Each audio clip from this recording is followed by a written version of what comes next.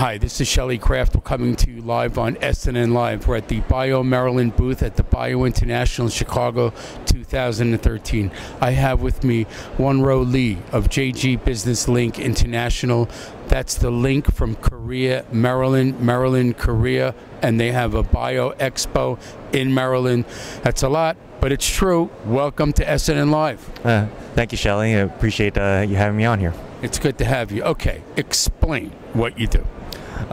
We are contracted by the Department of Business and Economic Development as their Korea office. So we represent the department in Korea, and we assist Korean companies that want to be able to enter into the U.S. for foreign direct investment. And I guarantee you, from the likes of it and the sound of it, that number might be increasing.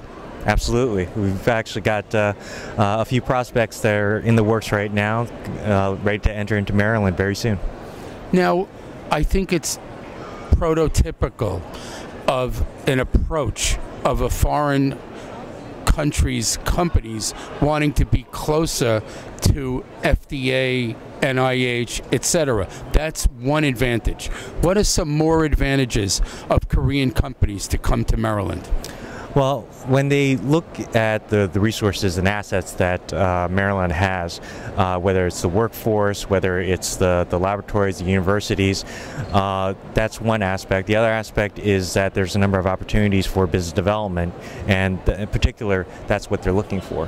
How far along are these companies? Are most of them startups, or are they already in the market? Are they in phase 1, 2, or 3 trials? A lot of the companies that we enter engagements with are mid-level size companies. So the larger companies already have a number of foreign offices or foreign relations that they've already been developing because they have the resources to do that.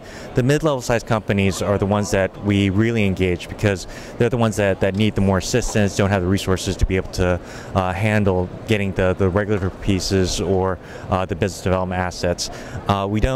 There are a few smaller companies that we try to help, but we make sure that they're further along before they actually decide to enter into the U.S. So you're really partially selling collaboration as well. Absolutely. Yes. Because the workforce is one thing. Being close to Washington, D.C. is another thing. But market entry and introducing them to potential partners is something that you could also do. Am I correct? Yes, and that's the relationship that we have with Maryland, and it's the key component in being able to attract these companies that want to enter into the state. So I was going to be cute and ask you what airline you're getting all your frequent flyer miles on, because I'm sure you're building up. Tell me a little bit about your Bio Expo that's coming up in November. This is our 3rd year. It's going to be held at the University of Maryland's University of Shady Grove from November 6th to the 9th. It's our 3rd year that we've held this expo. And the first 2 years has been more of exploratory, building collaborations, but this year we're very targeting toward scientific discovery, technology transfer and development, and also expanding out to dietary supplements, functional foods, in that aspect. And the reason why we're doing that is because right now in the Korean market, there's a lot more advanced development in those fields, and they're ready and more ready to be commercialized and enter into the U.S. So we've been assisting them in being able to handle the FDA. Just curious, how many Korean companies have come into Maryland and through Maryland into the U.S.? Right now, as far as I know, that there's 12 companies that specifically in the biotechnology field that are in Maryland right now. And you have the world is your oyster in Korea because there's so many companies in the technology. Yes. I mean, it's the most wired country in the world. You're right. I mean, so where do you think the big growth is in terms of the group of company and their technology that you will be seeing coming to the U.S.? Well, assisting in electronic medical records, especially in Korea, it's for a wired country. And for a country of its size, the electronic medical records are already set in place. It's very easy to be able to transfer those records from hospital to hospital or physician to physician. They've already developed the technology. It's already been in use. They've got models to be able to make it successful. I think to be able to implement that in the U.S. would be a great opportunity.